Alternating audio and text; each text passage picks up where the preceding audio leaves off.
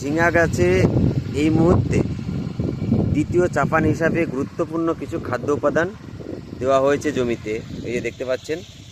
তো এই যে খাদ্য উপাদানগুলো দেওয়ার কারণ হচ্ছে অধিক পরিমাণে ফুল ফল আসবে, তার সঙ্গে সঙ্গে গাছেরও শ্রীবৃদ্ধি ঘটবে। এই দেখতে পাচ্ছেন ঝিঙে এসছে, এদিকে এই যে আরেকটা দেখুন, ঝিঙে কিন্তু আসতে শুরু করে দিয়েছে। তো এই সময়তে আমরা বিশেষ খাদ্য উপাদান হিসেবে আমরা একটি সার দিয়েছি হলো মুক্তধারা, যেটা অনুখাদ্য, তার সঙ্গে সঙ্গে সয়েল পাওয়ার মানে মাটির শক্তি বৃদ্ধির জন্য।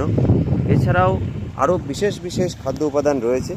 তো কী কী খাদ্য উপাদান দিলাম যাতে প্রচুর পরিমাণে ফুল এবং ফল আসে, তার জন্য এটা আপনাদের মাঝে পরবর্তীতে আমি লং ভিডিওতে তুলে ধরবো যে অধিক পরিমাণে ফুল ফল আসতে আমরা কোন কোন সার আমরা ব্যবহার করেছি।